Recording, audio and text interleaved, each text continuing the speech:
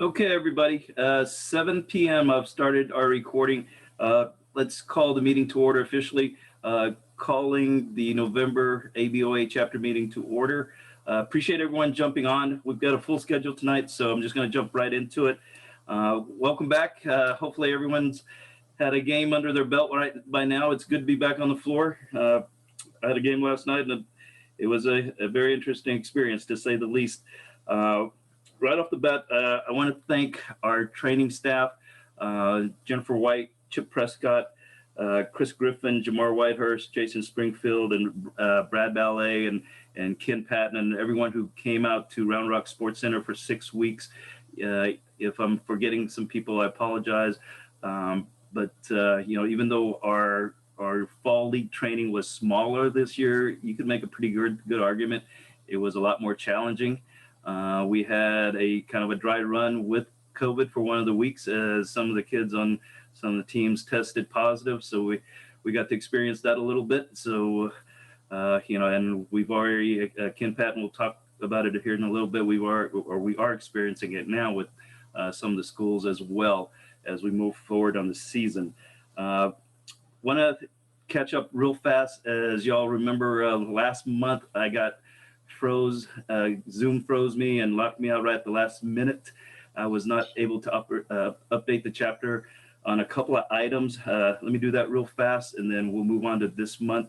One of the things that we discussed last month, with COVID and with the UIL reducing our game schedules, as y'all know, we will not have any tournaments this year.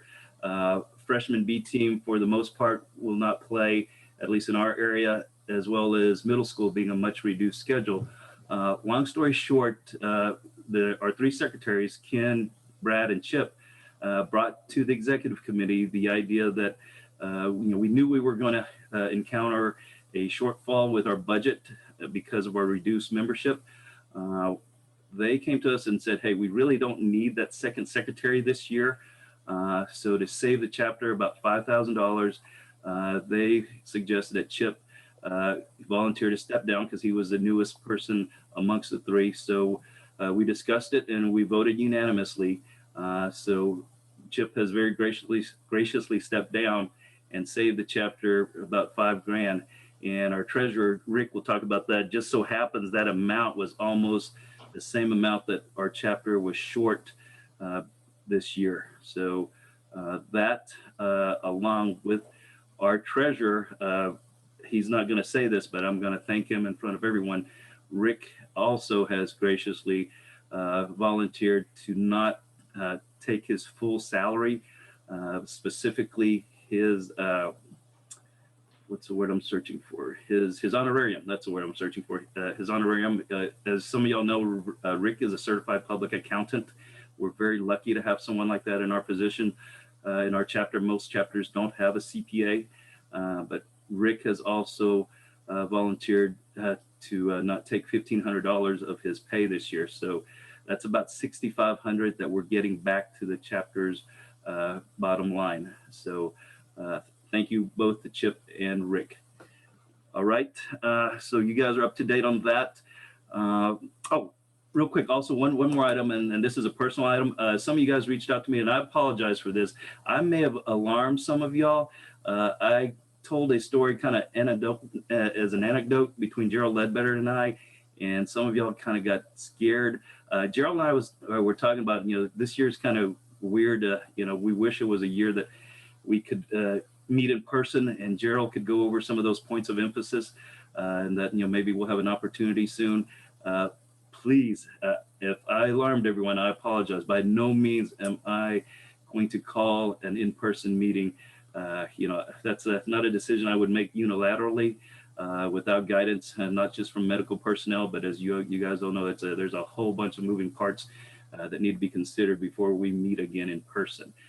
So that's an apology for me. If, like I said, that was more of an anecdote that Gerald and I were discussing, not any kind of policy that we're even seriously considering at this point, the way COVID is going. All right, I'm going to turn it over to our treasurer, Rick Lucas, real quick to go over the invoicing now that the season is starting, and and talk a little bit about our budget. Rick? Alan, for some reason I'm labeled as Alan Tran with my picture. You're my hero, so I guess that's what happened. I have no clue on why it says Alan Tran. So want to just update everybody. It appears, based upon the way the board is managing our budget for this year, yes, there's been some significant savings from Chip and I appreciate the comments, but it just makes a lot of sense on my part. So when I look at our budget, as we revised it in September, showed a loss of about $2,400 based upon the changes that have occurred, and which include recruiting activities spending less, t-shirts and printing costs for training. The budget should be right at break even. And that's before even sharpening the pencil a little bit more. So I'm proud to report, and I feel good that we'll be at break even by the time we end our season. Just to remind everybody that the chapter sends out pay sheets to the schools to pay you. If you have an issue with arbiter pay, or a pay sheet that goes to a school that pays by arbiter pay, we have no control over that. You will have to call the school and have them help fix the arbiter pay problem. They are doing those, they're uploading the arbiter pay items into our pay sheets into arbiter pay manually, and so that there are some errors from time to time. So work directly with the schools. By the way, there's an email that I sent out last week in regards to this. Finally, I want to let you know, in regards to pay, just to wait 45 days before you start hounding a pay admin at the schools. They want to get you paid. So just be patient through the process. Finally, the chapter this evening, or the board this evening, authorized an adjustment to the stated policies in regarding to scrimmage and the scrimmage credit. Our stated policy does read that you get a $10 credit for every scrimmage over 2. However, this year, given the nature of COVID and the scrambling to get scrimmages filled, the board has authorized that if you worked more than two scrimmages, you'll get a $10 credit for each of them. Each of the scrimmages you worked, and that'll be applied to this next year's dues. That completes my report. I yield the floor back to our president. Thank you, Rick. We're very lucky, everyone. I think you guys know that, but we are really lucky to have Rick. I'm going to now turn the floor over to our secretary and assistant secretary, Ken Patton and Brad Ballet. There's awkward silence. Hey, Ken, can you unmute? Brad, There we go. I was gonna let you go first, Brad. That's why I was muted. Okay, so just real quick, a couple things. Along Rick's comment about arbiter is we're also getting some officials that are getting their schedules sent to them via arbiter. Ignore it. The only schedule that you need to concern yourself with is through RefTown, and that's the official schedule. If you get one, again, just ignore it. If you have an issue, call either myself or Ken, and we'll get it straight. I think Ken will probably talk a little bit about this, but to everybody in the chapter, great job about what they've done, how they've accepted their schedules. We have had a host of issues with COVID. A host of issues with schools canceling. And in my opinion, and again, I think Ken will echo this, not to steal his thunder, but everybody's done a great job of stepping up, taking multiple games, especially next week when we're so short and we have games early in the morning and late or early in the afternoon. I would ask is that if you have any availability next week at all, early morning, late afternoon, or early afternoon, is to update your availability. We're still juggling. There's still things coming in last minute. So we're going to need all hands on deck. So appreciate everybody. Thank you. Stay safe. So if you haven't had a game canceled on you yet, count your blessings. We've had a total of 8 teams go out. A couple of schools here and there have closed down. We're hearing about more. We actually hear some, and they haven't confirmed with us yet, but we think they're coming. it is a juggling act. And to the credit of this chapter's membership, both through the scrimmages and through the signing of a very young season, everybody has stepped up. Everybody's rolled with the punches. You do what we ask you to do. I do appreciate, I mean, I saw Rogers on here. We years ago established a thing that if something happened to your game within 24 hours, we would call you. Well, it's happening too quickly and too often. So check your schedule 3 times a day. Check it before you go. I mean, and to add to this, last night 2 schools had games scheduled that weren't there at all and had nothing to do with COVID. And that's going to be happening. Call us, let us know, write me an email. We're going to take care of you in this process. Um, they're right, with 150 officials short when we started our scrimmage, people did 3, then people did 4. 2 people actually did 5. And by the way, Connie Purdue is giving me a couple of gift cards for them, for those 2 people who did 5 scrimmages. And so I appreciate it immensely. It was very hard and very difficult to do what we do with so few people. We actually have come up though since then. Some people have come back.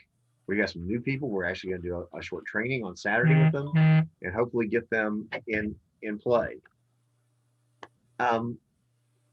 If we can continue to do what we're doing now all season, it will be a godsend to be able to keep moving and keep changing and getting ready and doing what we have to do at the last minute is shows the commitment y'all have made to the sport. I appreciate each and every one of you immensely.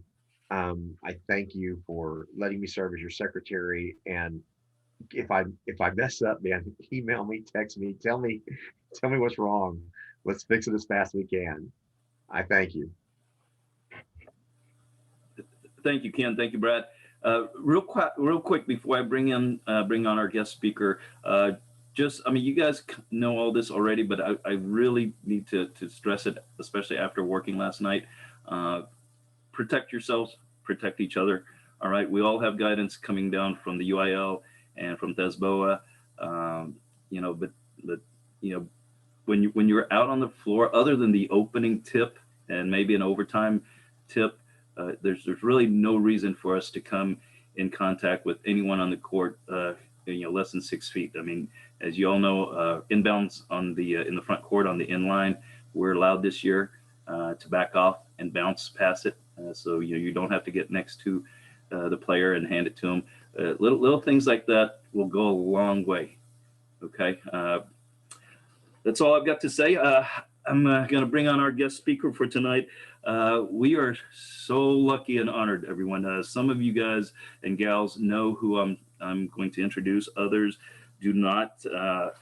This gentleman, in addition to having a long and distinguished career as an NCAA Final Four championship official, he was the 2001 recipient of the Naismith Award, recognizing the best official in the country. But having said all that, those of you who know Scott Yarbrough know you will not find a more approachable and generous person in our profession. And he has been very kind to give us time tonight to share some insights and his expertise with us. And Scott's going to break down some video clips as well. So I'm going to shut up now and I'm going to bring on Mr. Scott Yarbrough. Let's see. Scott, sorry, Scott, real fast. Can you unmute real fast? I apologize. I've been doing these things for like 16 weeks now. And I could figure out how to unmute myself. But well, good evening, everybody. Thank you, Alan, for the intro. And it is an honor for me and a privilege to be here and visit with you. The only thing I'm upset about is that we're not in person. And I get that. I understand all that protocol stuff. And I know Alan will try to get you all together when you can, but not to do anybody any harm. But I would love to have the opportunity just to be in person with you, to talk and see you and even shake your hand and say hello to you and congratulate you on what you do. We appreciate what you do. And I know the basketball players and coaches too. They don't always express that, but they appreciate what it is that you do. Alan, do you want to do clips first? You want me to talk a little bit first? How do you want to, you want me to introduce myself a little bit more? I mean, what do you want to do? Yeah. I mean, really up to you, Scott. I mean, Well, let me just tell everybody a little bit about me, because I want, and not in a way that I want you to kind of know where I came from. I started in the Austin chapter. I see Mr. Kenny Pilcher. I saw Vic Myers on there. We all started together. David Allen was a little bit behind me. He's not quite that old, but he was there with us. And so there are a number of people I see that are on tonight that I really miss seeing more often. And this will tell you, back in 1978 was when I started. So 43, this is my 43rd year to officiate the game of basketball. I was an activity supervisor here in the city of San Marcos. One of my jobs was to assign basketball officials. And when the officials wouldn't show up, guess who got the referee? Well, there's a guy named Dennis Phillips. Some of you may know a guy named Craig Phillips. Craig Phillips' father, Dennis, introduced me to the Austin chapter. Hi, Beverly. Introduced me to the Austin chapter that next year. And I thought, this is kind of fun. There were some great guys along the way that helped me. A guy named Dave Smith, Jorge Zapata, people like John Reimer. Those kind of guys helped me. And I thought, this is something I love basketball. I really actually wanted to coach basketball, to be honest with you. But my career path took me a different direction. And so I thought by officiating, I could at least stay close to the game. I thought I'll do this for 3 or 4 years, earn a little spending money, maybe some vacation money along the way, and then go on and do other things. Well, 43 years later, here we are. And most of you know this kind of stuff gets in your blood and you just can't get it out. There are a lot of friendships we make along the way, a lot of relationships that develop, a lot of funny stories. And I do want to share one kind of funny story with you. And I'm going to pick on one of your mates. Probably 15 or 20 years ago, I had a game at Rice University in Houston, Texas. And a guy named David Allen, who is sitting on this call tonight, and I were good friends at that time. I still think we're good friends. We just don't see each other at all. But David we had talked about maybe going to a game together sometime, and he had offered to drive me to that game that night. We would talk basketball on the way down. He'd watch the game, then he'd give me a good critique on the way home. Well, we started driving down to Houston. Things are going great. It's a 7 o'clock tip. About 3:30, 4 o'clock, it just starts raining like crazy. We're probably 45 minutes maybe outside of Houston. It's raining like crazy, cats and dogs, highways getting 2 inches of water on it. And traffic is so bad, we actually end up having an accident. We have a wreck on our way into my game at Rice. Well, A, we're in David's car. So I felt really badly about that. But then B, I'm thinking, how in the world am I going to get to my game? So we're pulled over, police are there, people are doing stuff. And some young kid pulls up and says, hey, I know where that is. I'll take you over there. How he even knew what we were doing, I'm not sure. But in the conversation, he said, I'll take you over to Rice. So I said, David, I hate to leave you. David said, go get your game, take care of things. I'll find out a way to get to Rice. So this is probably close to 4:15, 4:30 maybe. I still got a couple hours, 2.5 hours before the game. I call my supervisor and I say, hey, this is what's going on. I've got this nice kid taking me over there. He knows a back way to get there. We're going to go. So we're driving along and the rains continue. This guy's car is a little Honda, I believe it is. And about 30 minutes into the ride, there's water coming into his car. And so I'm having to pick my feet up off the floor to keep them dry as we go. It takes us literally 3 hours almost to get from the accident where it occurred to the arena. In the meantime, David has been able to have his car taken care of. He was able to rent a car and he beat me to the gym. So that kind of tells you how crazy our life can be and how crazy things can be at certain times. But I'll never forget that time with David. And it was obviously an interesting night for us all. And I still appreciate the fact that he was willing to go with me that night. And we had some good stories. But since then, I have been blessed, as Alan kind of mentioned, my career. I've been very fortunate in my career. I have a family, a wife who's very understanding, who loves the game of basketball, thankfully. She understands what I do and is being very gracious about allowing me to officiate kind of when and where I want to. The boys, I have 2 boys, they kind of understand that as well. I've been blessed with my other job that I've always been able to do something where I've been able to continue to officiate as I wanted to do so. So I've just been truly blessed. The Lord has blessed me with a physical ability. to continue to do this for an extended period of time. And so I'm very thankful for that. I have a lot of fun doing this. And so I'm blessed to be able to have fun doing something I love doing and then making money and getting paid to do it. That's the real awesome part of this deal is we actually get paid to do what it is that we do. So I've really been blessed from that perspective as well. Alan, what let's do is, if you can, let's go ahead and let's jump into the videos. Let's review those, and then I'll come back and maybe talk a little bit more, maybe answer some questions people might have, and say hello to some of those old farts that are around. All right, you got it. All right, everyone. I am sharing. And we're going to go back to my screen with y'all. Does everyone see the play on your screen? Yeah, I'm gonna. What Scott has asked, we're gonna play every video twice, run it through, so y'all just watch it and think about the play to yourself, and then Scott will come on and he'll break down how he would officiate the play and give us some insights. All right, let me start this first play.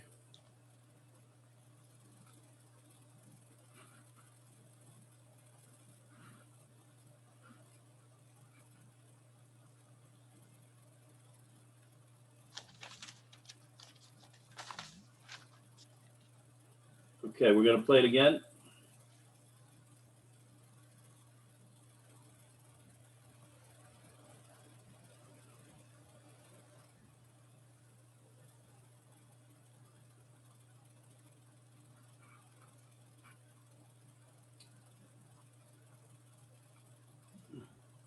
Okay, Scott, all yours, sir.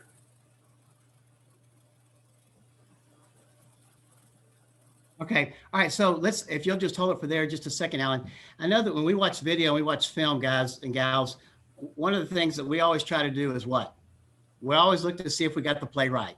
Well, that's okay. But that, to me, that's a secondary piece of what we're doing. I think from when you want to break down film, if you're truly breaking down film, you're breaking down film to hopefully make yourself better, not to see whether you got a call right or wrong, because there are a lot of calls you're going to get right, a lot of calls you're going to get wrong.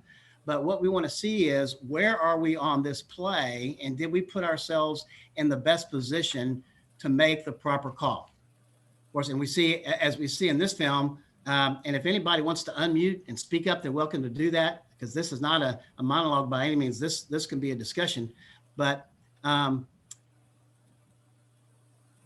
this particular play, what's it very simply, I think, what's the biggest mistake we have here in this play? Can anybody tell me? Anybody mind shouting out? No call. No call. Exactly right. This is a play where we've got to have a whistle. So we're going to talk about things as we go. Now let's just talk about the lead position right now. First of all, it's kind of, the angle we have is really hard to see, but I can tell one thing that's important to me is that the lead is inside the ball. And one of the things I think that's really key for us as officials, at least in my perspective and the way I work the game, is that my mechanics books tell me that as we're in transition, in the front court, I need to mirror that ball down the floor. Okay, so this official looks like he's almost in a closed down position, pretty close to it. And when you mirror the ball, kind of the terminology will tell you that you want to be at least even with the ball, or maybe even a step outside the ball, so you get a good opportunity to see the angles of where the defense is compared to the offense. So the first thing I would say here is that I would really like it if that official were on the other side of that end. I think that's the word Hamlin there on the floor. He's on the inside of the end. I think it would be great if you were at least on the outside of the end and maybe even further out. Okay. But the good news is, and I would tell him that the best thing is he beat the play down the floor. He's there waiting on the play to come. So he's done that well, and we need to congratulate him on that and compliment him on that and let him know he did that. That was good. Second thing is, though, I think he should be a little wider on that play. All right. And so and the other thing that's kind of interesting here, and people look at things a little differently sometimes, but as I work the lead on the baseline, if I'm far enough out as I should be, I'm going to have my shoulders a little bit turned because I think that helps me open my periphery a little bit to the angle of where most of the contact is going to occur. Another thing that I think is real important here is and this will happen for you guys that are and gals that are young in your basketball officiating career, the more you can get on the floor, the better. I would tell you, if I'm hoping that you all are some of those that did those 4 and 5 scrimmages, because the more you can get yourself on the floor, the more you're going to be able to recognize offenses that are set up, defenses that are set up. You're going to be able to recognize or anticipate when players are going to the basket. And so that I think is real important here, is that this official probably should anticipate what is this girl, what's 14 going to do? She's definitely doing what? She's driving to the basket. So we know that if there's going to be any contact at all, it's probably going to be inside that paint area or just outside of it on her way to the basket. So that's another reason why it would be good if in this particular scenario, he could step to his left to get a little better angle to that. Okay, Alan, if you'll run it just a couple more, can we back it up just a little bit? Because what I'd like to try to do, okay, so right here, let's hold it right here. Now, my guess is we'll see in just a second that a trail is going to come down on the same side of the floor as the lead. So my thinking is we have a 2-person crew or a 3-person crew? This is a 3-person crew, I believe. Right. Well, that was kind of a question for somebody to answer, but yeah, it's a 3-person crew. And so here's one thing I'm a little concerned about, is that as we look at this picture, we've got 1, 2, 3, 4, 5, 6 players that we see, and I think either 1 or 2 more that we don't see. So we have 8 players in the picture, and can anybody see the C in this picture? No. I can't. Nope. I can't see the C in this picture. So that tells me our C needs to be a little more involved in this play. They need to be, wherever they are, they need to be further down the floor to be able to help out in case something comes up. Okay, Alan, let's run it forward a little bit. Okay, so now stop it right there. Okay, can you back up just a little bit? Sorry. Hold it right about there. Okay, now what do we, can anybody see something here? We have a hand check right here. It's hard to, yeah, it's hard to really, I mean, obviously we're on video, we're not there in the game, but it looks to me like we've got a hand check there it's already been on for maybe a dribble. And if we watch this, it's going to be on for another dribble or 2. So here's another time I think if this lead were out a little bit more, he might be able to pick that up. I don't know if he can for sure, but you can see that riding typically from the lead if you can. Okay, run it a little bit more, Alan, if you will, to where we have contact. Here's where we have contact. Okay, so if we stop the picture right here, he's looking right at the play. I don't know. I can't really. Here would be a time as a supervisor. It would be very difficult to be able to explain to a coach why we missed that call. All right, but I'm going to say we because why? This is a play we got to have. So you can see in the bottom of the picture, on the bottom left-hand side, the trails in the play. And to me, it looks as though he's looking to that play. Now, he's probably, hopefully, the furthest away from the play, but he's looking at that play. I'm hoping the C is somewhere along the free throw line extended or close to that. But this is a play we got to have, guys and gals. We've got to have this play. So this whistle can come from any official. And I don't care if you're a second-year official or it's your 25th year working or whatever it is. We got to have a whistle on this particular play because there's no way to justify not having one. Everybody agree with that? Okay. Yep. So what the point I want to make here is that obviously the leads are primary. We would hope that the C would have a secondary whistle, which in this case they did not. And if they don't, then if you're the trail, you got to be strong and bold and come in and say, hey, I'll take that and I'll take responsibility for it because we got to have that. And the coach from the white team, he may question why you made that call from so far, but there is no question. You can easily justify the fact that, coach, there's no doubt in our mind that your defensive player slipped under her and cut her off. Now, let me ask you another thing. On this particular play, do you see anything other than a blocking foul here? Can anybody, and if you raise your hand or chat or whatever you do, does it, or turn or unmute, would anybody consider anything else here other than just a foul, a defensive foul?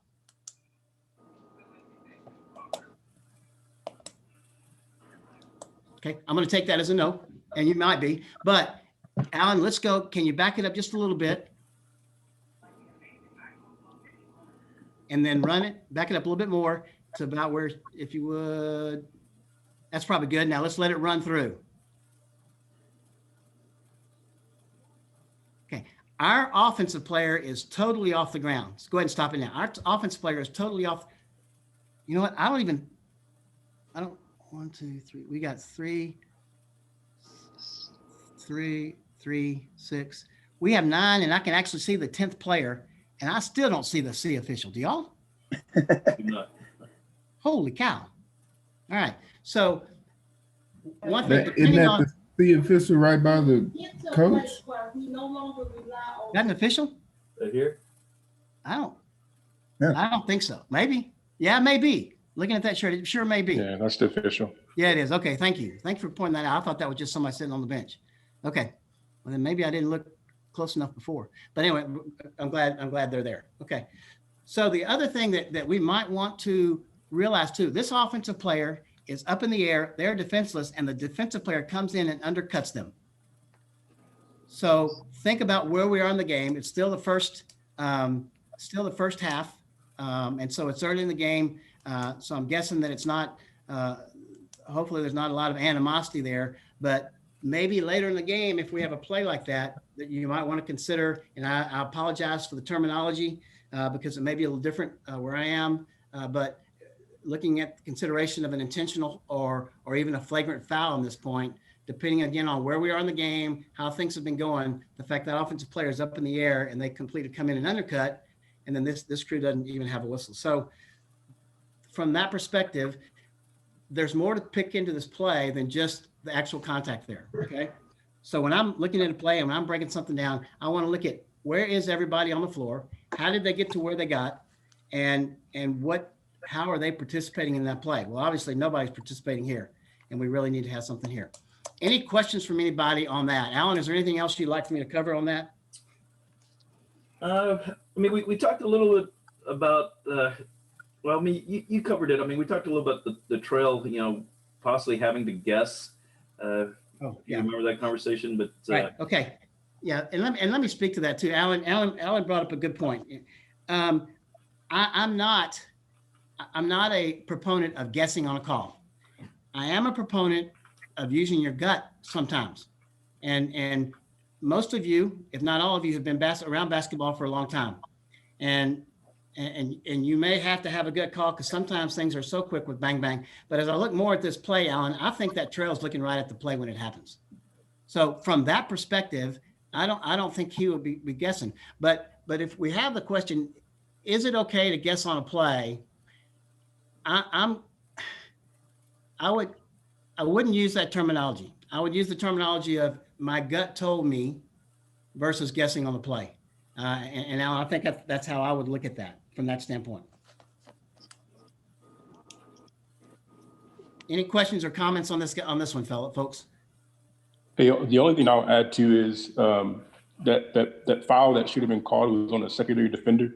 Yep. So I'm going to assume that the lead official wasn't really looking at the defense; they were looking at offense.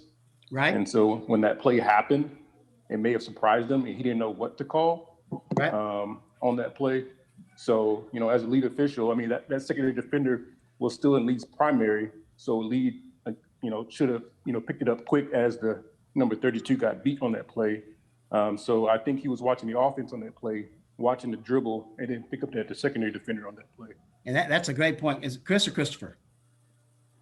Either or. Okay. All right. Great point there, Chris. And that's going to go back to my original point. If that official had been stepped a little bit further to his left and opened up his body, he would have seen the paint as she was going in the paint. And I think he would have had the chance to pick up that secondary defender. See, if Alan, if with his mouse moves him out a little bit to the other side of the end, he's going to, then he can open his body towards the paint. And I think he sees that he has the possibility of picking up the hand check right here. And then B, he has the possibility of seeing this defender. We've got to use our periphery a lot better than what he just did. And I think Chris had a great point there of getting surprised because he was refereeing the offense, and we're always told to referee the defense. That's going to become even more important on another video we see here in just a second. But great point, Chris. Thanks for pointing that out. Yeah, we got to referee the defense, folks, and know where they are and try not to get surprised. But again, I'm going to say I put a lot of responsibility here on the C official. C official could have helped a lot on this particular play. Okay. All right, let's go on. Let's move on, Alan.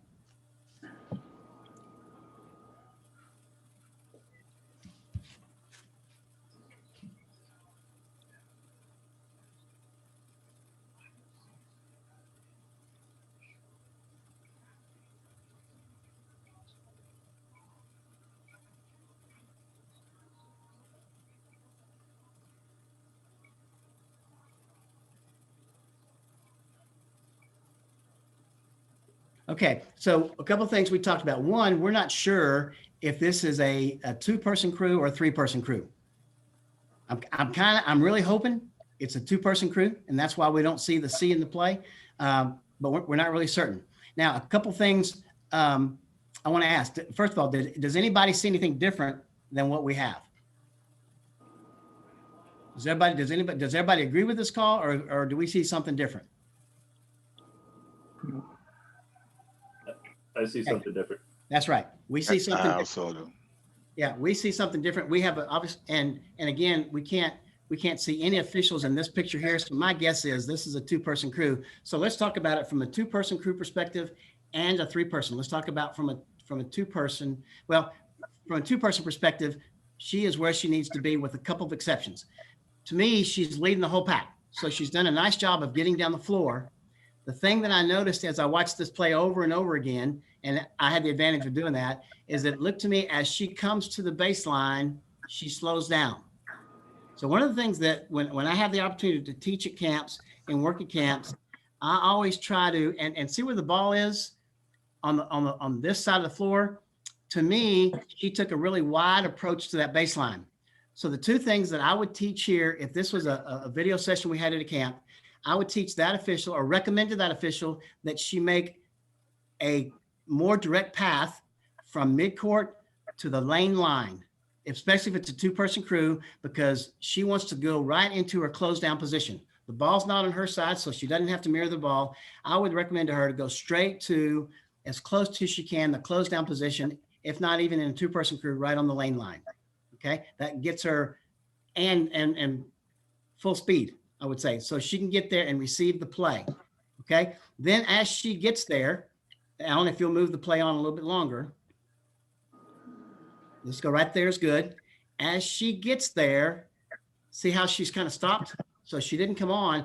Had she come on a little bit more and been in that closed down position where Alan's mouse is right now, that's where it would be a great place for her to be. And then she can see what? She can see number two. And she'll be able to see here that number two moved as 20 made the attempt to get around her. Okay. And so, and as I look at this play too, 20 was able to get her body around her as contact was being made. And therefore that's why I think it's a defensive foul. But I think if the lead official had hustled a little bit more to the end line and then taken a direct path, especially in a two-person game, a three-person game is going to be a little different, but in the two-person game, taking a direct path to where the baseline and the free throw lane line met, I think she would have had a little bit better look at this play. Now, I like her mechanic, got her arm up, got a personal foul, got the offensive foul. That was good. But I think that's just where she could have helped herself there, regardless if it's a two or three-person crew. Okay. Now let's talk a little bit about the perspective of a three-person crew, if we can, because I know a lot of you work three-person. Alan, which divisions or which classifications work three-person? Nowadays, more and more, but primarily 4A, 5A, and 6A. Okay. And then when we go to regional tournaments, we always work them, don't we? They're all three-person. Yes, sir. Okay. All right. Okay. So from a three-person crew perspective, here's one thing I want to, now, obviously, as the lead, I shouldn't say obviously, but as the lead, I'm as guilty as anybody. I have a bang bang play like that coming into the paint. I have really had to work hard on holding my whistle on that particular play. And why? Why would I not blow a whistle right away on this play? You hope the C has something. Well, we hope that's right. We hope that's coming out of the Siege primary. And as a lead official, this is where I want to have a secondary whistle of some sort. But in this scenario, let's say that lead did come out strong like that with a quick whistle, and the C had either a little bit of a slower whistle or a whistle at the same time. And let's say the lead comes out and they hit it hard and the C's there with a little bit slower whistle and a little bit slower signal, what happens now? So Alan and I talked a little bit about the Blarge scenario.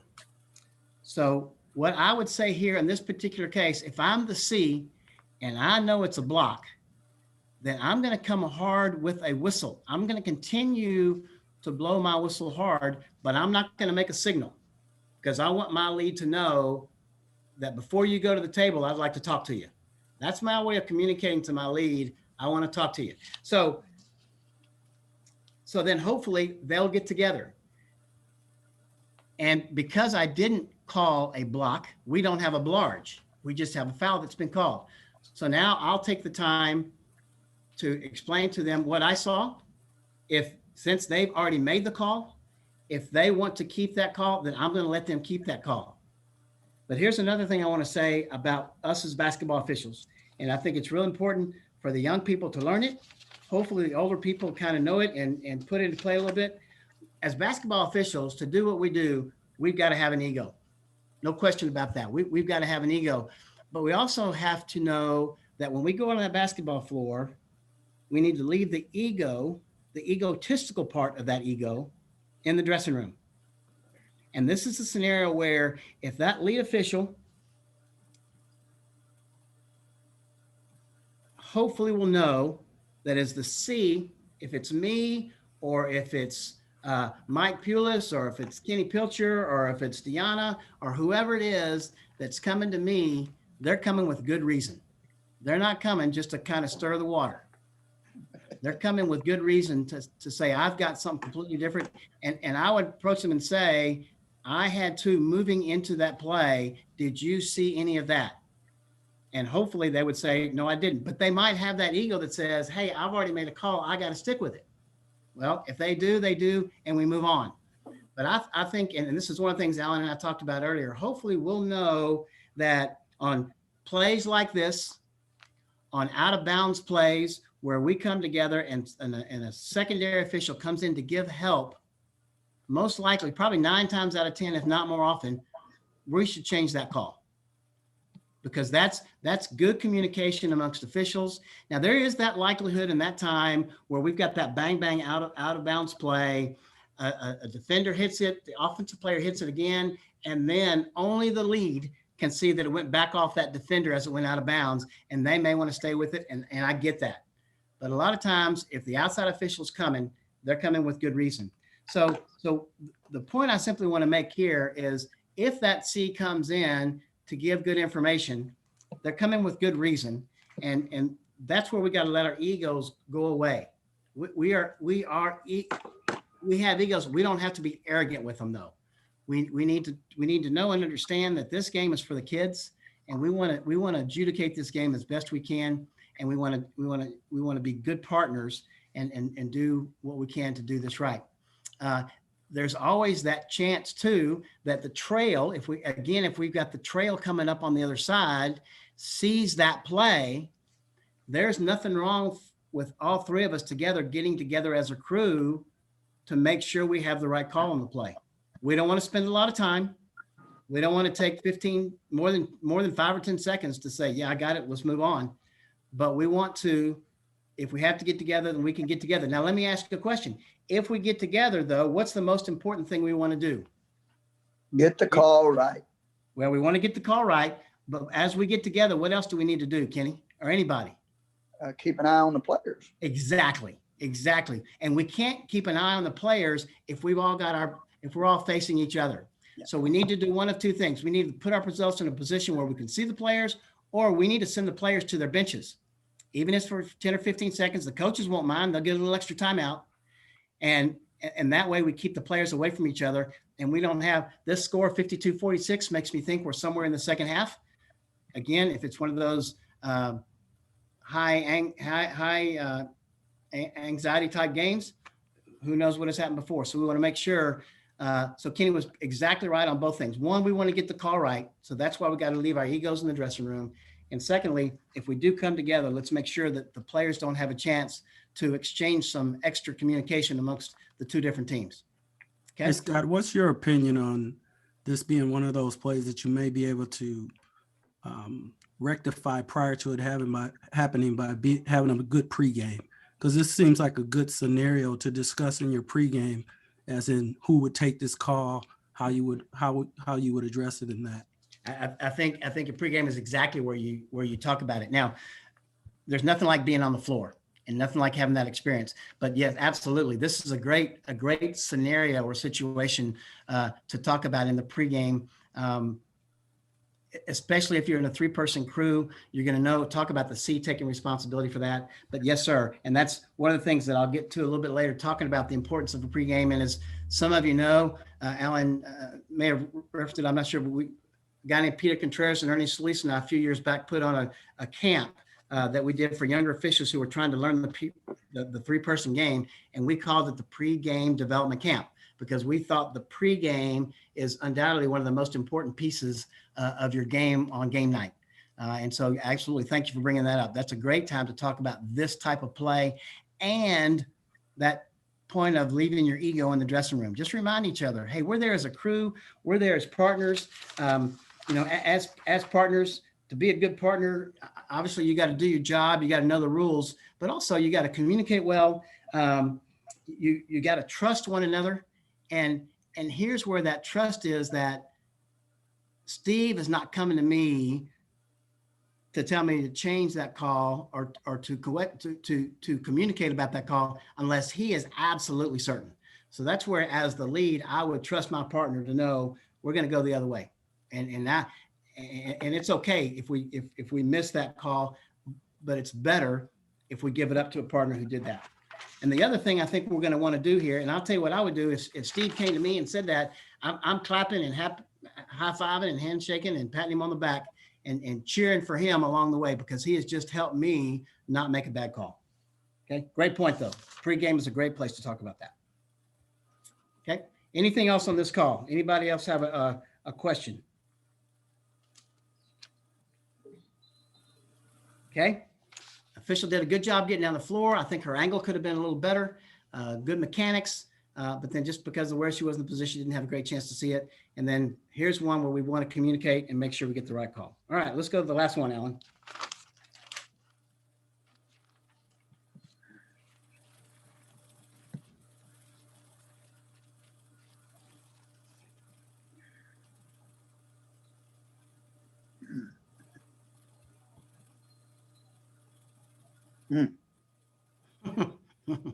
I heard an I like that. Yeah, I like that's that. me. Okay, That's me, Scotty. That's a rough one.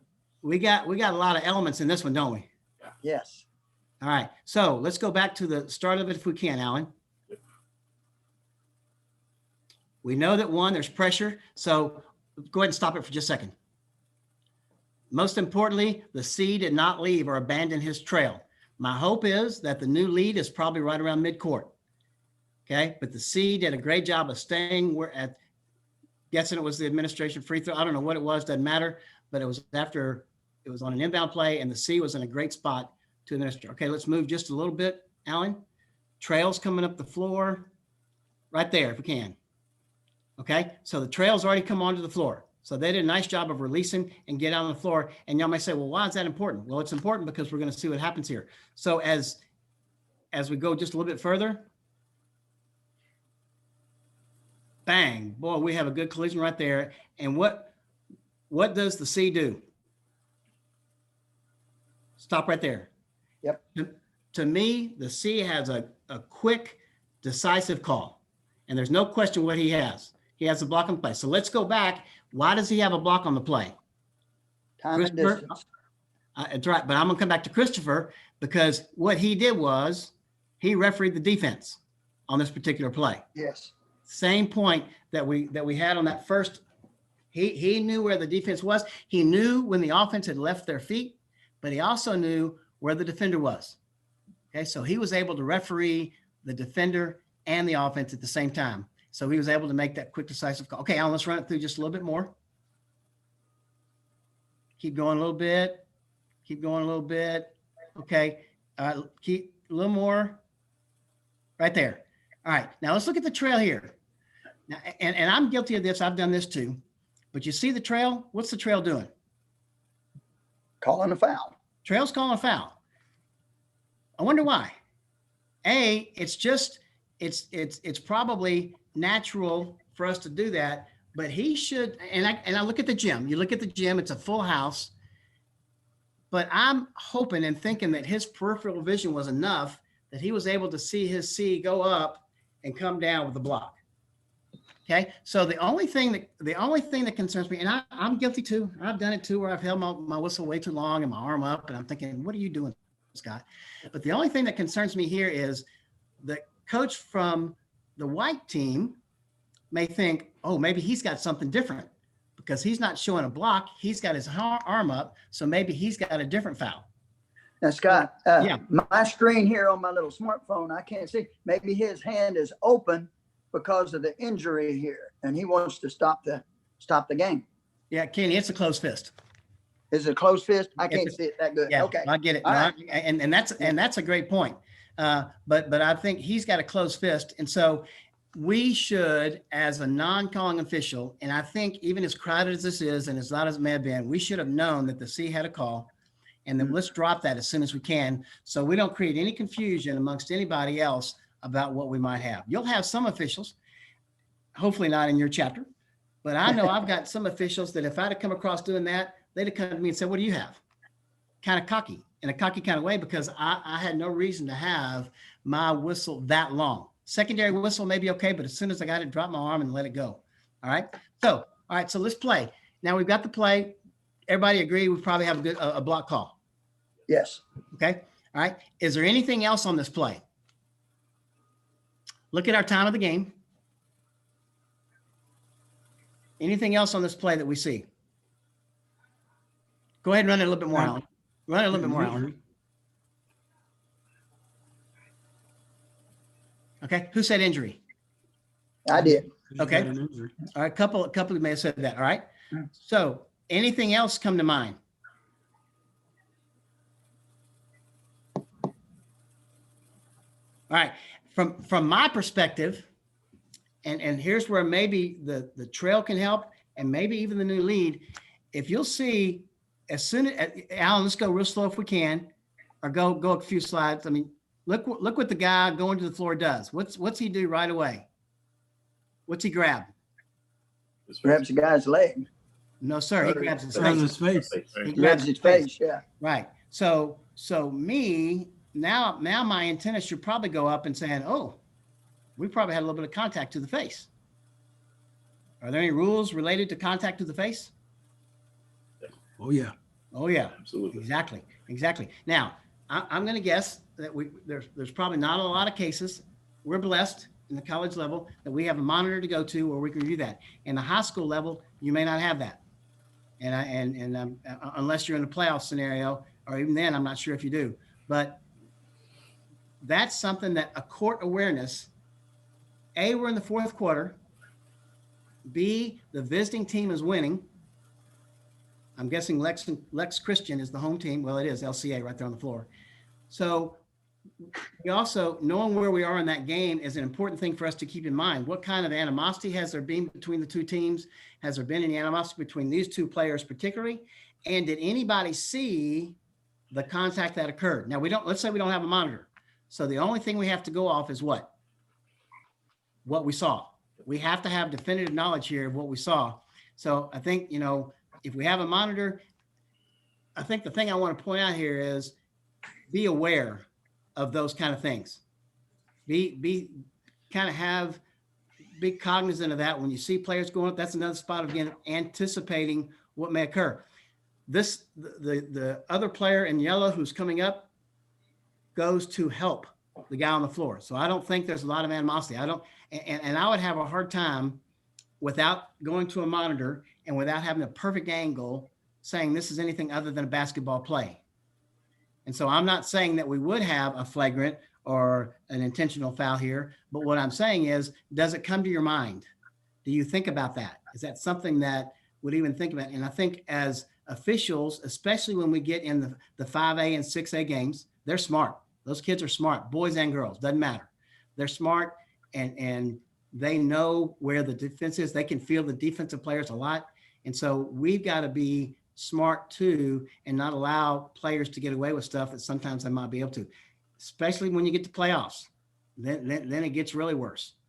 So kind of have your antennas up a little bit. Don't go in expecting the worst, but be ready for things like that in case you can. I think that was kind of something that I picked out here thinking when Kenny or Darrell said, ooh, yeah, that's kind of what I thought you were leading to, is that it looked to me like live, the offensive player's elbow could have easily hit the white kid's, the defensive kid's face. So I don't know, but just something to kind of keep thought of. Now, Alan, if you'll run it, I want you guys, everybody, here's what I love about our game is that people that are wearing blue only see blue, and the people wearing the yellow or the gold only see gold. Alan, if you'll, I want you all to watch to the left side of the screen, and Alan, if you'll run it through just a little bit more and stop it when I tell you to stop it. Keep running, keep going. All right, keep going. Keep going. I want us to get that second angle when it shows the angle. Okay, yeah, just run it all the way through. And then it's going to show us an angle from the baseline. Here we go. Here's the angle I love. Now watch the left-hand side of your screen. Look at the guy. Watch now. Keep watching the left-hand side of the screen. Look at the guy in the blue sweatsuit. Look at him. Keep going. Keep going, Alan. Come on. How is that not a foul? That guy wearing blue can only see blue and white. That's You amazing. didn't know the rules. Scott, I have a question. Yes, sir. Would the new trail, would he be signaling a possible hit to the face with the elbow of the new ball handler? Do you think that could be why he's got his arm up? It's okay that it's possible that that's what he could be doing, but I would not make that kind of signal here. You would, Okay. that's the kind of thing that, Paul, that you would talk about as you got together. Got it. You can always bring that to play. I think the thing, my thought here is that because he's, and he could, it's possible, but I think that's something that you bring to the crew once things kind of clear out a little bit. Once we know that the guys in white are not going to retaliate against the guys in yellow. Once you've kind of separated players, now let's talk about it, and let's talk about it there. Let's don't come in showing that, because then you're locked in. Understand. Thank you. Yeah, you bet. You bet. Good question though. Great question. If you watch that official though, Scotty, as he's coming in, as the play progresses here, he's shaking his head yes the whole time, agreeing with the call. I know. I saw that, Alan. I did see that. But I just still, yeah, I know. I did see that. I just still would prefer that they not, I mean, it just, again, that's just a personal preference. Yeah. You got some people who might see that the wrong way. No, I agree with you completely. He does. Yep. Okay. All right. Any other questions about this one? Now let's say that we're backing up on this play and number one is actually there before the offensive player leaves the floor. And as he comes down, as the offensive player comes down and starts to sit down, is that okay? Before contact even occurs? Starts to. There's contact before he hits the floor, but he starts kind of falling back a little bit. Is that okay? No. Yeah, he can protect himself. Right. Yes, he can. So at least, the defender. Now, that's a fine line between bailing out and protecting yourself. Right. And that's why I try to say not completely fall out of the way, but to slowly kind of begin to absorb the contact before he gets there. They're allowed to do that. Yeah. You see it most often probably in the paint as a player is driving to the basket and they're wanting to take an offensive foul there. You'll see that a lot with defenders slowly starting to kind of fall back. As long as they fall straight back and not one side or the other, then they've kept that legally established defensive position. And yes, they can kind of fall back to take that contact. Yes, they can. All right. Okay. What else we got? I think we're probably spent a little too much time on that, but what else do we have? Any other questions on this? If not, Alan, can I have just a few more minutes? Absolutely. Okay, guys and gals, and I don't want to keep you too long, but I want to tell you just a little bit about some things that I think are important for us as basketball officials. I think it's so very easy for us to get caught up in what we're doing that we lose track of all the other stuff that's going around us. And by that, I mean going on around us. And I don't mean specifically in the game. I mean in life. I know that I was blessed the fact that when I started doing this, I was single and I didn't have any other responsibilities, but a lot of us are married. A lot of us have significant others. A lot of us have children. And don't get so caught up and so wrapped up in this and other things that you do that you take away from that. Try to do the best you can to create a balance in your life, and let those others know that you appreciate them, especially the fact they're letting you go out and do this kind of stuff. Now I know they probably appreciate the money that comes from it, but I think that's real important. One thing that I really want to emphasize to you too, fellas, is you never know who's watching. And ladies, when I say fellas, I mean that just a generic kind of way. You never know who's watching the game. I want to tell you two little stories about me as I grew up. Probably the maybe fourth or fifth year I was working, I had the opportunity to work a girls' high school playoff game that was being played at Travis High School. San Marcos was playing somebody, and why a guy from San Marcos is working a San Marcos High School playoff game, I don't know, but that's just how it was assigned. I'm working that game, really good game. Game's over, and I'm walking out with my co-official, 2-person crew at the time. That's, again, how old I am. And it was a 5A game or something. But we're walking out, and there's a gentleman standing on the other side of the gym as we're walking out. And we both think it's either the AD or the administrator or maybe even a custodian because it's dark, we can't really see. So we keep walking, and we walk up to him and going to tell him good night or whatever and to say goodbye. And he stops us. And he says, he introduces himself. His name is Gary Ashlock. And he tells me who he is. And he says, watched you guys work the game. And he said, Scott, would you mind if I gave your name? Would you, first of all, he said, would you be interested in working junior college ball? And I said, well, yes, sir, I would. He said, would you mind if I gave your name to our commissioner for the possibility of you coming to work for us? I said, well, sure, I'd be happy to. Now, I don't know who Gary Ashlock is. I don't know where Gary Ashlock's from. But as a young official in a career, I'm wanting to get better and I'm wanting to do more. And so I'm thinking, sure, it's college. It's awesome. Let me do that.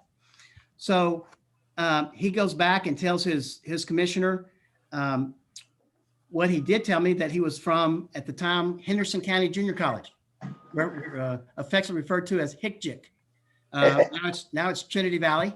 But without knowing where it was or what schools were involved, I said, sure, I'd be happy to do that. Well, come to find out, the closest school to me was 4.5 hours away. We got paid $95 a game. And all the women's games were at 6 o'clock. He was a women's coach. All the games were at 6 o'clock. So I would get to drive a minimum of 4.5 hours, work a game for $95 and drive home that same night and get home about midnight, 1 o'clock and go to work the next day, which I got to tell you today, I loved every minute of that. I loved every minute of that because it was an opportunity for me to work. And from that, I was working a game at Trinity Valley, as a matter of fact, and there was a guy named Gary Blair sitting in the stands. Some of you may know that name. Gary is now the head coach at Texas A&M, was at Stephen F. Austin at the time, then went on to Arkansas before going to A&M.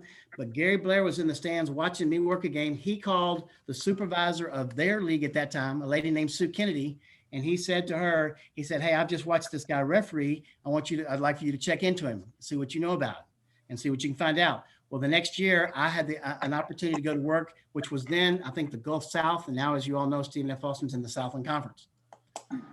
And so then I had an opportunity to work there. Well, from there, my career obviously just kind of started to blossom a little bit. And the point I want to make with this is you never know who's watching your game. You never know. And you never know what opportunities may arise from that. I was blessed that somebody watched the game that I worked, that I guess I must have done a decent job. And the fact that he took the time to watch me, and people still do it today. There are still coaches who will go and they'll watch officials work, especially in your smaller colleges and your JUCO leagues, because they want good officials. They don't always have what they think are the best officials. They want good officials. So the fact that, I mean, you just never know who's watching your game. So always be professional when you go in, be professional when you go out, but most importantly, be professional throughout that game. How you respond to coaches, how you treat players, how you communicate with your partners, somebody's watching that. And it's really important that you take responsibility for that and do the best you can all the way around, because you never know who's watching. Another little funny story. My wife, some of you know, used to coach high school basketball at San Marcos Academy. They weren't very good. Matter of fact, they're really pretty bad. At least the first 3 or 4 years, 2 or 3 years while she was coaching. The fourth year they play better, but the first couple of years they're a small Christian school. They played a lot of the bigger Christian schools in the Austin area. One of them they played was Round Rock Christian, who at that time had a kid that had signed with somebody on the East Coast, an Ivy League school or somebody, and they were really good. And and I say we because I was supporting the team. We were getting pounded. There were very few people in the gym, and it was late in the game. We were probably losing by 30-something points. Amy, my wife, had called timeout. They go over to the benches, and it was a full timeout of 60 seconds. Is that what we get for a full timeout? 60 seconds? Okay, so it was a 60-second timeout. Probably 15, maybe 20 seconds into the timeout, the official, who happens to be standing right below me, who actually is from the Austin chapter, will stay nameless, was standing right below me, blows the whistle and says, "Time to play." Time to play. And no horn from the table. No, the teams had just barely gotten there. And he blew, time to play. And of course, I know I shouldn't say anything. Occasionally I get a little carried away. And I said, come on, give them a chance to have their timeout. I mean, they're getting killed. Just let them have their timeout. He actually responded to me and said, he said, tell you what, if you'll get a whistle and come to some clinics, we'll teach you how to referee. I thought, oh, well, thank you very much. So again, you never know who's there. It's a good thing I wasn't a supervisor of some league, but you don't really want to say comments like that, but you just never know who's at a game. And maybe somebody who does know what they're talking about, and just ignore them. You get talked to all the time. Ignore the people as best you can. You're going to have idiots in the stands or people who are getting a little carried away. I'm probably one of them. Occasionally I get a little carried away, but we got to be conscious of the fact that there could be important people watching your game who can help you along the way, or it can hurt you just as much if you make a wrong kind of comment going back the other way.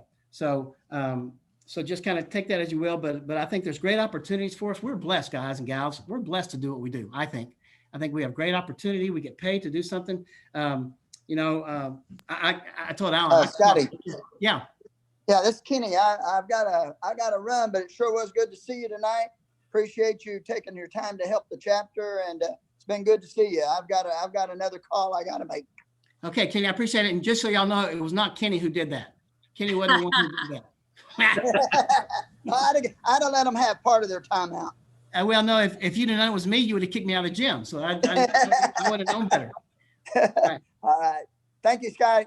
You bet. And guys and gals, as I told Alan, I could talk all night about basketball, and I would be happy to talk to anybody at any time. And Alan, you're free to give anybody my email address or my phone number. I see Jennifer's on the call as well, and there are a few others that know me and have my information. I love the game of basketball. I love even more the game of basketball officiating, where it's just a great opportunity. It's a great way to stay in shape. It's a great way to do things. Now, here's one thing that I do want to say that does kind of get in my crawl every once in a while. And when I told Alan this earlier, when I'm watching a high school game, we have a responsibility to those kids and those coaches. And people are going to miss calls. I miss calls every game. If anybody ever has a perfect game, quit, because you'll never have another one. But we're going to miss calls all the time.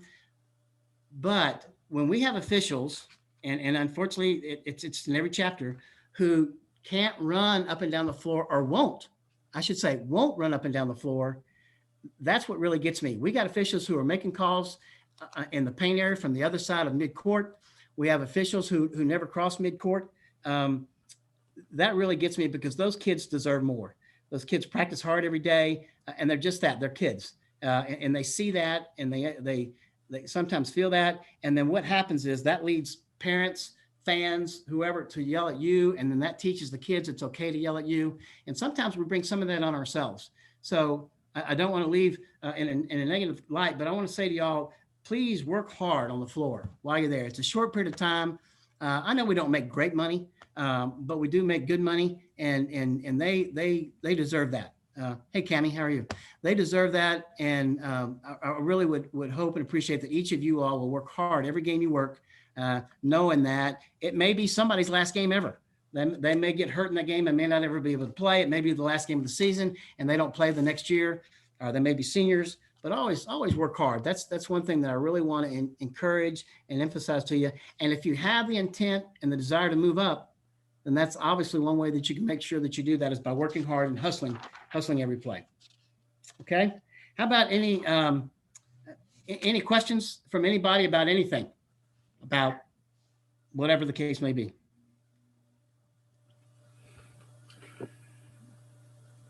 Okay. Well, if not, Alan, I appreciate that. I would also encourage you as well. And I've heard Alan talking about it and Ken talked about it, how short you are on basketball officials. Go out and recruit people. I see there's a coach on the call. I know we've got Suzanne and Jennifer who both used to coach. They came over from the dark side. It can happen. It works. They're both good officials. So those of you that, if you know somebody that's playing high school basketball right now, get them as soon as they graduate high school and get them to start refereeing. They can referee recreation leagues in the summertime. But it's our job to recruit and help the next generation. It's also you guys and gals have been working 15 or 20 years. It's your job to teach the younger officials. I mentioned a few people's names when I first started. Here I go. I apologize. I'm going longer. But I mentioned a few people's names. I wrote down 10 or 12 people's names who 40 years ago helped me get to where I am today. And that's how much of an impression those guys made on me. I would say probably 60% of them are no longer even living, but that's how much of an impression they made on me that I still know who they are 40 years later, because they helped me get to where I am today. I didn't get here by myself. No way. It's not possible. There's too many good people along the way that were willing to critique me, to help me. You know, we used to work, they used to take 3 people to a freshman JV and varsity game, and we work one freshman game with an experienced official. We worked the JV game with the experienced official, and then the 2 experienced officials would stay and work the varsity game, and we would stay and watch them work. And that's how we learned. And I wish we still had that opportunity to do that today. I know it's not possible, but that was a great way to work. So those of you that are older, take the time to help some younger people out, recruit new people to come in. I think the Austin chapter, I still love the chapter, would love to be a part of it if time permitted that. Unfortunately, it doesn't these days. And would love to come see you in person sometime if we're able to do that. So Alan, I will shut up now, I promise. I'm out. Scott, thank you so much. I can't thank you enough on behalf of the chapter. Before you go, I would be remiss if I did not mention this. I'm not going to use the term that we joked about in our conversation, but everyone, when I started to talk to Scott about coming to speak to us, I asked him, very frankly, someone with his resume, normally asks for a speaking fee. I asked Scott, is there any kind of speaking fee, we can pay you? And he told me point blank, he said, Alan, don't even consider it. This is what you can do for me. He said, any fee that y'all would pay me, put it back towards the membership. I said, fantastic. So I went back to our executive committee. I told them about Scott's request. We voted unanimously. So this summer, we're going to give 2 $100 scholarships. Hopefully we're back to some kind of a normal world and we can attend camp again. So I told Scott about that. I said, hey, Scott, thank you so much. Our executive committee has budgeted 2 $100 camp scholarships. Well, that's not the end of it, y'all. And this is where I come from when I say you will not meet a more generous person than Scott, or someone who's more approachable. Scott told me, he said, that's fantastic, Alan. I'm going to match that 200 that the chapter is budgeting with $200 of my own. So this summer, we will have 4 $100 camp scholarships that you all can apply for and attend. So thank you, Scott. And let's follow his lead, everyone. Let's work hard on the floor, and let's look for opportunities to give back every chance we get. Alan, this is Jennifer White. May I say something for just Absolutely, a second? Jennifer. I can tell you Scott is one of the gentlemen of the game, and he is an adjudicator of the rules. And I have had the pleasure to work with Scott, and it's given me, he was the very first person that I went to his camp and I said, I'd like to officiate. And he said, it was $300 to go to his camp. And he said, you come on this court for free. And that's where I started this with Scott. And he is a gentleman. and he loves the game, and it is just a pleasure anytime I get to be around him or see him. But he is authentic, and he is real, and he means every word he says. Thank you. Thank you. Thank you, Jennifer. Thank you, Scott. We're just gonna go over one more item. I know it's getting a little late, but this is a very important item. Jamar Whitehurst, he is our project manager here. As some of you guys know, we've taken the task of rebooting and rewriting the Constitution. Jamar is going to give us a quick update on where we're at on that, and then we will adjourn. Thank you, everyone, for coming on. Thank you again, Scott. And we'll, as a board, we'll disseminate more information to you guys as we get towards the end of the season about the camp scholarships. Jamar? All right. Don't know how to follow that. Good luck. Yeah, thank you, Scott, so much. That was definitely a wonderful session. Hey, Jamar, make sure you look at Dale's response. You can, that'll help you. That'll help Alan, check That's the awesome. chat. Oh, Yeah. wow. That real fast. Yes. Dale Warren Scott, you probably worked with Dale. I know you know Dale. He's going to match $200 also. Thank you, That's Dale. awesome. That's great. Thanks, Darrell, for highlighting that. As you all saw in the email Monday night, an updated timeline, and this is going to be pretty quick for 5 minutes. So, as Alan mentioned, we started this task a few years ago of revising our Constitution and bylaws. It was a heavy lift, and so last year, or at the beginning of this year, the executive board made the decision to create a 15-member panel of at-large chapter members, so no one on our executive board, to work together to come up with a proposed constitution and bylaws to present to the chapter. It's been about 9 to 10 weeks, weekly meetings, sometimes 2-3 times a week. There were subcommittee meetings. And so the goal was for us to get information out by September, October. And as you saw in the email, because of life challenges and things that have happened, that there were delays that didn't allow that to happen. So we've kind of rebooted from the standpoint of our timeline, but there's the effort to be as efficient and as effective in making sure that the chapter has all the information they need, has every opportunity to ask the questions they want, and along with the legislative committee, with support of the executive committee, we think we have a good a plan and timeline that will, one, give the chapter the information that they need, but allow us to get it out along in our based off our current Constitution and bylaws, so that we're not doing anything out of order. The other goal is to be as transparent as we can throughout the rest of this process. So if there are any changes, letting everybody know what those changes are. But there was a lot of hard work put in this year, and we just want to make sure that, one, that hard work is honored, and we acknowledge that legislative committee who put that work in. So if you have questions right now on the timeline, feel free to email or call me. All my information is updated in RefTown. And then in probably the next week and a half, you'll get more information on the proposed Constitution and bylaws, along with the process for submitting questions and how you'll receive feedback. So be looking forward to that. And again, if you have any questions, just call me or email me, and I'll feel free to answer those. So thanks for the time, Alan. Appreciate it. Thank you, Jamar. All right, everyone. I appreciate your time tonight. Scott, thank you again.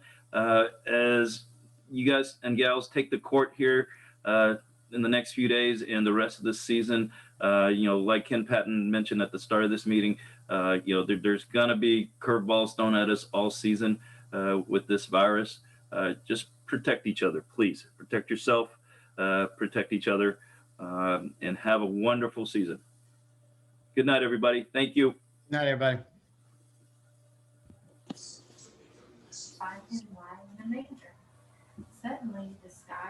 Thanks, Alan. Thank you, Jennifer. Anytime.